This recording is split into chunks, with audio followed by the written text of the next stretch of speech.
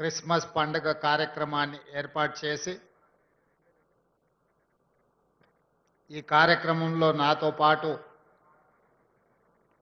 సహచార మంత్రివర్గ సభ్యులు మహమ్మద్ అజారుద్దీన్ గారిని, హైదరాబాద్ ఇన్ఛార్జ్ మినిస్టర్ పొన్నం ప్రభాకర్ గారిని, మిత్రులు పొంగులేటి శ్రీనివాస్ రెడ్డి గారిని, అడ్లూరి లక్ష్మణ్ గారిని, వాకిటి శ్రీహరి గారిని, తెలంగాణ గవర్నమెంట్ అడ్వైజర్ మొహమ్మద్ అలీ షబీర్ గారిని, హరకర వేణుగోపాలరావు గారిని, మిత్రులు వేం నరేందర్ రెడ్డి గారిని, దీపక్ జాన్, వేదిక మీద ఉన్న పెద్దలందరూ, వివిధ కార్పొరేషన్లకు సంబంధించిన చైర్మన్లు, ఉమ్మడి ఆంధ్రప్రదేశ్ డీజీపీగా సేవలు అందించిన ఐపీఎస్ ఆఫీసర్ స్వరణ్జిత్ సేన్ గారు, వివిధ జిల్లాల నుంచి విచ్చేసిన మా క్రిస్టియన్ సోదరులందరికీ తెలంగాణ రాష్ట్ర ప్రభుత్వం తరఫున క్రిస్మస్ శుభాకాంక్షలు తెలియజేస్తున్నా.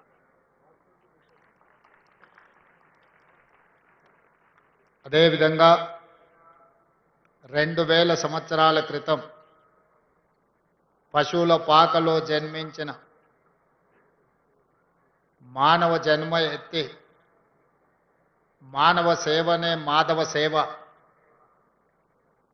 ప్రేమను పంచాలి, శాంతిని పెంచాలి అని సందేశాన్నిచ్చి మానవుడే దేవుడుగా మారిన యేసు ప్రభు యొక్క జన్మదినము ప్రపంచానికే ఒక పెద్ద పండుగ. ఈ ప్రపంచంలో అన్ని దేశాలలో ఒకేసారి జరుపుకునే పండుగ ఏదైనా ఉందంటే అది ఒకే ఒక్క పండుగ, క్రిస్మస్ పండుగ. యేసు ప్రభు యొక్క జన్మ ఈ లోకానికి శాంతిని, ఈ లోకానికి ప్రేమను అందించింది. దారి తప్పిన బాధితులకు సన్మార్గాన్ని సూచించి ద్వేషించే వాళ్ళను కూడా ప్రేమించేంత గొప్ప మనసును ప్రభువు మనకు అందించడమే కాకుండా నిత్యం వారి స్ఫూర్తి మనకు కలిగించి ఈ ప్రపంచమే ఒక శాంతి సందేశాన్ని అందించడానికి యేసు ప్రభువు కారకులైంది. అందుకే వారు జన్మించిన మాసము December month is miracle month. ప్రపంచంలోనే అద్భుతం జరిగిన మాసం ఏదైతే ఉన్నదో అది డిసెంబర్ మాసం. యేసు ప్రభు జన్మించడం వల్ల ఈ ప్రపంచానికి ఒక అద్భుతం జరగడమే కాకుండా ఈ ప్రపంచానికి శాంతి సందేశాన్ని ప్రేమ దూతగా వారు మన మధ్యలో అవతరించి మనల్ని అందరినీ సన్మార్గంలో నడిపించారు. ఈనాడు కాంగ్రెస్ పార్టీకి కూడా డిసెంబర్ తెలంగాణ ప్రజలకు కూడా ఒక మిరకల్ మంత్. నేను ఎందుకు ఈ మాట అధికారికంగా చెబుతున్నాను అని అంటే, డిసెంబర్ మాసంలో మా నాయకురాలు శ్రీమతి సోనియా గాంధీ గారు డిసెంబర్ 9 నాడు జన్మించారు. డిసెంబర్ 9 నాడు జన్మించిన శ్రీమతి సోనియా గాంధీ గారు 60 సంవత్సరాల 4 కోట్ల తెలంగాణ ప్రజల యొక్క బలమైన ఆకాంక్షను ప్రత్యేక తెలంగాణ రాష్ట్ర అవతరణ అసాధ్యము అనుకొని, ఇక సాధించలేము అనుకొని వందలాది మంది తెలంగాణ బిడ్డలు ఆత్మ బలిదానం చేసుకుంటున్నప్పుడు ఈ సమాజంలో ఏ తల్లి కూడా దుఃఖంతో కడుపు కోతతో బాధపడకూడదు. ఆ తల్లుల యొక్క దుఃఖాన్ని శాశ్వతంగా పరిష్కరించాలి అని రాజకీయంగా భారీ మూల్యం చెల్లించి ఆంధ్రప్రదేశ్లో పార్టీకి తీరను నష్టం జరిగిన కేంద్రంలో అధికారం కోల్పోయినా తెలంగాణ రాష్ట్రంలో రాజకీయంగా ఒడిదుడుకులను ఎదుర్కొన్న ఒక తల్లి మనసు కలిగిన శ్రీమతి సోనియా గాంధీ గారు తెలంగాణ రాష్ట్రాన్ని ప్రసాదించి ఈనాడు తెలంగాణ రాష్ట్రంలో మనం అందరము క్రిస్మస్ పండుగను జరుపుకుంటున్నాము అని అంటే ఇందులో శ్రీమతి సోనియా గాంధీ గారి యొక్క పాత్ర, వారి త్యాగం ఎంతగానో ఉంది. ఇదే కాకుండా ఇదే వేదిక మీద ఇదే మాసంలో డిసెంబర్ 7, 2023 నాడు పేదలు ఎన్నుకున్న ప్రభుత్వం, పేదలకు సేవను ప్రేమను అందించే ప్రభుత్వం, ప్రజాపాలనను ఇక్కడనే ప్రమాణ స్వీకారం చేసి బాధ్యత చేపట్టి 4 కోట్ల తెలంగాణ ప్రజలకు ఈరోజు శాంతిని అందించడమే కాకుండా సంక్షేమ పథకాలను ఈరోజు పేదలకు చేరవేస్తున్నాము. అందుకే డిసెంబర్ మాసము మాకు, పేద ప్రజలకు, తెలంగాణ సమాజానికి మిరకల్ మంత్ అని నేను అందుకోసమే అధికారికంగా ఈ వేదిక మీద నుంచి చెప్తున్నా. మా పాలనలో ప్రభువు బోధనలను, వారిచ్చిన సందేశాన్ని, వారు ఏమి కోరుకున్నారో, మేము ఎవరికి చెరువ కావాలని వారు భావించినరో ఆ స్ఫూర్తితో మా ప్రభుత్వం పనిచేస్తుంది. ఈ 2 సంవత్సరాలలో ఎంతమంది ఎన్ని రకాలుగా మమ్మల్ని తిట్టినా, మా మీద ఆరోపణలు చేసినా, ప్రజల మధ్యలో విద్వేషాలను రెచ్చగొట్టాలని ప్రయత్నం చేసినా శాంతిని కాపాడుతూనే సంక్షేమ పథకాలు అమలు చేస్తూ రాష్ట్రాన్ని అభివృద్ధి పదం వైపు నడిపించిన ఈనాడు తెలంగాణ రాష్ట్రంలో మహిళలకు ఉచిత బస్సు ప్రయాణం అందించి దాదాపుగా 8,500 కోట్ల రూపాయలు ఈ 2 సంవత్సరాలలో ఆడబిడ్డలకు ఉచిత ప్రయాణానికి ప్రభుత్వం ఖర్చు పెట్టింది. అదేవిధంగా 65 లక్షల మంది స్వయం సహాయక సంఘాలలో ఉన్న ఆడబిడ్డలకు, పేదలకు 27,000 కోట్ల రూపాయలు సున్నా వడ్డీతో వాళ్లకు రుణాలు అందించి ఆర్థికంగా వాళ్ళు నిలబడడానికి ఈరోజు ప్రభుత్వం సహకరించింది. అదేవిధంగా పేదలకు నిలువ నీడ ఇవ్వాలి, పేదల యొక్క ఆత్మగౌరవం పెంచాలి అంటే సొంత ఇల్లు ఒక కల పేదవాడికి. అలాంటి పేదలకు ఇందిరమ్మ రాజ్యంలో 4,50,000 ఇండ్లు 22,500 కోట్లతోని ఈరోజు అమలు చేసి అత్యంత నిరుపేదలైన దళితులకు, క్రిస్టియన్లకు, ముస్లిం మైనారిటీలకు ఈరోజు మనము ఇల్లు ఇవ్వడం ద్వారా పేదవాళ్లను ప్రేమగా చూసుకోవాలి, వాళ్ళ గౌరవాన్ని పెంచాలన్న ఆలోచనతోని ఈరోజు మా ప్రభుత్వం పనిచేస్తుంది. గతంలో ఫుడ్ సెక్యూరిటీ, ఆహార భద్రత చట్టాన్ని పేదవాడికి అన్నం పెట్టాలి, పేదవాడిని ఆకలి తీర్చాలి అని ఆలోచన చేసి శ్రీమతి సోనియా గాంధీ గారు ఫుడ్ సెక్యూరిటీ యాక్ట్ తీసుకొచ్చారు. దాంతోని ప్రతి పేదవాడికి అది 5 కిలోల బియ్యం పంచే పంపిణీ కార్యక్రమం ఆనాడు సోనియా గాంధీ గారు మొదలుపెట్టిండ్రు. కానీ ఈనాడు పేదలు మెరుగైన జీవితం కోసం, తమ పిల్లల ఆరోగ్య భద్రత కోసం ఒక న్యూట్రిషన్ ఫుడ్ పిల్లలకు ఇవ్వాలన్న ఆలోచనతోటి 5 కిలోలను 6 కిలోలకు పెంచడమే కాకుండా దొడ్డు బియ్యం స్థానంలో ఈనాడు సన్న బియ్యము ఈరోజు ప్రతి పేదవాడికి తెలంగాణ రాష్ట్రంలో ఉన్న 3,10,00,000 మందికి ప్రతి నెల 6 కిలోల సన్న బియ్యం ఈరోజు పేదలకు అందిస్తున్నాము. ఈ సన్న బియ్యము వాళ్ళ సంటి పిల్లలకు తల్లిదండ్రులు సంతోషంగా ఈరోజు బుక్కెడు బువ్వ తినిపించగలుగుతున్నారు అని అంటే ఇది పేదల ప్రభుత్వం కాబట్టి పేదలను తమ కుటుంబ సభ్యులుగా భావించి ఈరోజు సన్న బియ్య కార్యక్రమాన్ని మనం తీసుకొచ్చినాం.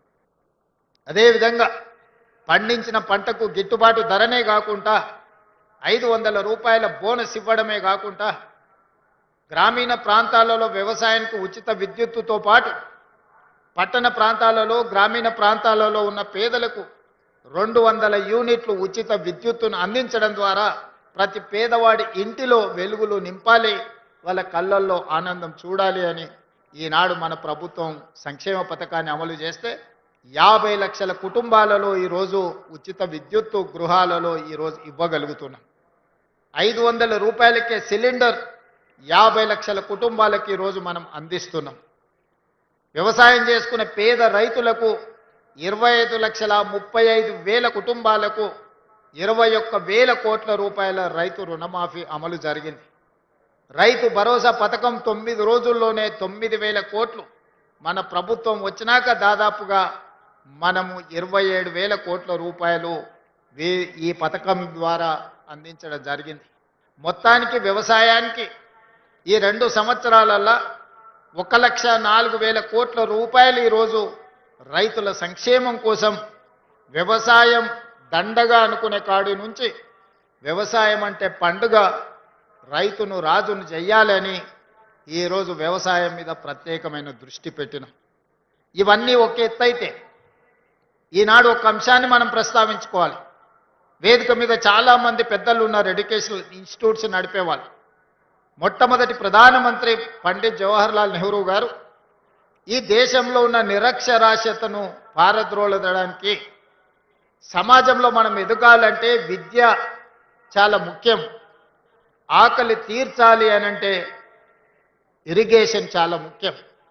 అందుకే ఆనాడు పండిత్ జవహర్లాల్ నెహ్రూ గారు education and irrigation is my policy అని ఆనాడు ఎడ్యుకేషన్ ఇరిగేషన్ని ప్రాధాన్యత క్రమంలో తీసుకున్నాడు. ఇదే కాకుండా ఆనాడు మనిషి యొక్క జీవన ప్రమాణం పండిత్ జవహర్లాల్ నెహ్రూ గారు ప్రధానమంత్రిగా చేపట్టినప్పుడు 32 సంవత్సరాలు. ఒక మనిషి యొక్క జీవన ప్రమాణము దేశ స్వతంత్రం వచ్చినప్పుడు 32 సంవత్సరాలు మాత్రమే. ఇది చాలా ఆశ్చర్యకరమైన సమాచారం. అందుకే వైద్యం అనేది అత్యంత కీలకం ఈ దేశంలో. ప్రభుత్వం వైద్యానికి ఎంతో ప్రాధాన్యత ఇచ్చింది, విద్యకి ఎంతో ప్రాధాన్యత ఇచ్చింది. కానీ ప్రభుత్వము ఈ కోట్లాది ప్రజలకు విద్యను వైద్యాన్ని అందుబాటులోకి తీసుకురాలేకపోయింది. ప్రభుత్వంతో పోటీపడి క్రిస్టియన్ మిషనరీసు ఒక వార్ లాగా ఒక యుద్ధం చేస్తే ఎంత గొప్పగా యుద్ధంలో గెలవడానికి ప్రయత్నం చేస్తామో, క్రిస్టియన్ మిషనరీసు ఎడ్యుకేషన్ అండ్ హెల్త్ని ప్రాధాన్యత తీసుకొని విద్యను వైద్యాన్ని ప్రభుత్వంతో సమానంగా ఈ దేశంలో పేదలకు అందించారు. కాబట్టే ఈ దేశంలో నిరక్షరాస్యతను నిర్మూలించి ప్రపంచానికే మేధస్సును అందించే సైంటిస్టులను, ఇంజనీర్లను ఈరోజు మనము ఉత్పత్తి చేయగలుగుతున్నాము. ఈనాటి జీవన ప్రమాణం ఈ మధ్యకాలంలో లెక్కలు బయటకు వచ్చినాయి. 72 సంవత్సరాలు మనిషి యొక్క జీవన ప్రమాణము సరాసరి ఈరోజు 72 సంవత్సరాలు. స్వతంత్రం వచ్చినప్పుడు ఒక మనిషి జీవన ప్రమాణము 32 సంవత్సరాలు ఉంటే ఈరోజు 72-73 సంవత్సరాలకు చేరుకున్నామంటే రాష్ట్ర కేంద్ర ప్రభుత్వాలు ఎంత ప్రయత్నం చేసినాయో వారితో పోటీ పడి సేవ చెయ్యాలి, మానవాళిని కాపాడాలి, ఈ కాపాడిన మానవాళికి విద్యను అందించాలి అని క్రిస్టియన్ మిషనరీసు కంకణం కట్టుకొని అంకిత భావంతో సేవలు అందించింది. కాబట్టి ఈ దేశంలో విద్య వైద్యము క్రిస్టియన్ మిషనరీస్ అందించిన సేవలని అభినందించాల్సిన బాధ్యత ఏ ప్రభుత్వానికైనా ఉన్నది. కొన్ని ప్రాంతాలలో ప్రభుత్వం కూడా చేరుకోలేని ప్రాంతాలలో ఈ మిషనరీస్ చేరుకొని అత్యంత నిరుపేదలకు విద్యను వైద్యాన్ని అందుబాటులోకి తీసుకొచ్చి వాళ్ళ ప్రాణాలను కాపాడడమే కాకుండా వాళ్ళ ఆత్మ గౌరవాన్ని పెంచే విధంగా పనిచేసింది.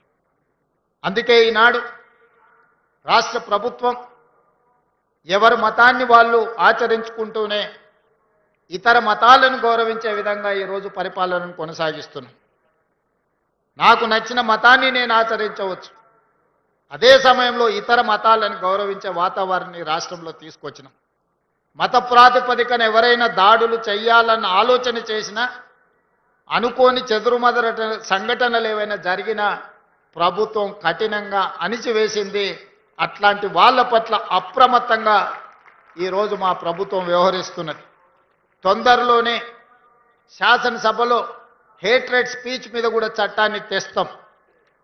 ఇతర మతాలను కించపరిచే విధంగా ఎవరైనా మాట్లాడితే చట్ట పరిధిలో వాళ్ళని శిక్షించడానికి అవసరమైన చట్టాన్ని ఈ మధ్య కాలంలోనే కర్ణాటక రాష్ట్రంలో కాంగ్రెస్ పార్టీ శాసనసభలో ప్రవేశపెట్టి ఇతర మతాలను కించపరిచే విధంగా, ఇతర మతస్థులను తక్కువ చేసే విధంగా మాట్లాడితే శిక్షించే విధంగా చట్టాన్ని సవరించిండ్రు. తొందరలోనే తెలంగాణ రాష్ట్రంలో కూడా బడ్జెట్ సమావేశాలలో ఆ చట్టాన్ని తీసుకొచ్చి అన్ని మతాలకు సమానమైన హక్కును, అధికారాన్ని, వాళ్ళ యొక్క మతాన్ని వాళ్ళు ఆచరించే స్వేచ్ఛను తెలంగాణ రాష్ట్ర ప్రభుత్వం అందిస్తుంది అని చెప్పి నేను ఈ సందర్భంగా తెలియజేస్తున్నా.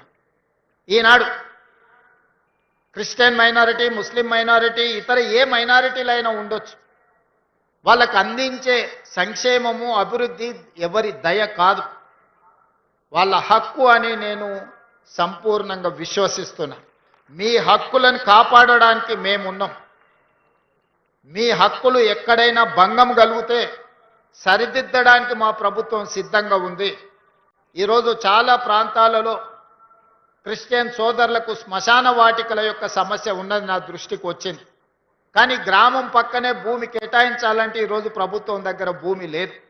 అందుకే వేదిక మీద ఉన్న మత పెద్దలకు నేను ఒక సూచన చేస్తున్నా. ఊరికి కొంచెం దూరంగా అయినా ప్రభుత్వ భూమి ఉంటే కేటాయిస్తాం, ప్రభుత్వ భూమి కేటాయిస్తాం.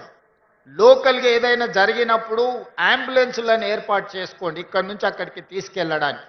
ఊరి పక్కనే శ్మశాన వాటిక ఇవ్వాలి అంటే ప్రభుత్వానికి భూముల అందుబాటు తక్కువ ఉన్నది కాబట్టి కొంచెం దూరంగా అయినా భూములను కేటాయించి ఆ భూములను కాపాడడానికి అవసరమైన రక్షణ గోడలు కట్టి భూములు, శ్మశాన వాటికలను కేటాయించాలి అని, బ్రతకడానికి ఇల్లు ఇచ్చినప్పుడు, మరణించినప్పుడు కూడా వాళ్ళని ఎక్కడ మనము తీసుకువెళ్ళాలో కూడా ప్రభుత్వం బాధ్యత.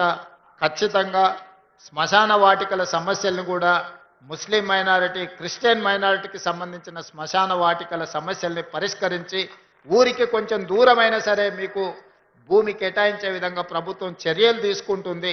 దానికి అవసరమైన అంబులెన్సులు కానీ ఇతర వాహన సదుపాయాన్ని ప్రభుత్వ పరంగా చేస్తాం, లేదా స్వచ్ఛంద సంస్థలోనూ ప్రోత్సహించి వాళ్ళ ద్వారా కూడా మీకు ఆ సహాయాన్ని అందించే విధంగా ఏర్పాట్లు చేస్తాం. అందుకే ఈరోజు మిత్రులారా, ఈ మిరకల్ మంత్ యేసు ప్రభు యొక్క జన్మదినము మనందరికీ శాంతిని ఇవ్వడమే కాకుండా ప్రేమను పంచాలి అనే ఒక గొప్ప సందేశాన్ని అందించిండ్రు. ఆ స్ఫూర్తితో ప్రభుత్వం పనిచేస్తుంది. మీకు క్రిస్మస్ శుభాకాంక్షలతో పాటు నూతన సంవత్సర శుభాకాంక్షలు తెలియజేస్తున్నా. నూతన సంవత్సరం మనందరి జీవితాలలో గొప్ప మార్పును తీసుకురావాలి. మన రాష్ట్రం అభివృద్ధి పదం వైపు నడవాలి. తెలంగాణ రైజింగ్ దేశానికే ఒక రోల్ మోడల్ కావాలి. ఈ తెలంగాణ మోడల్తోని దేశంలోనే తెలంగాణ రాష్ట్రం ప్రథమ స్థానంలో ఉండాలి. ఈ విధంగా ముందుకు వెళ్ళడానికి మాకు శక్తిని ఇవ్వండి.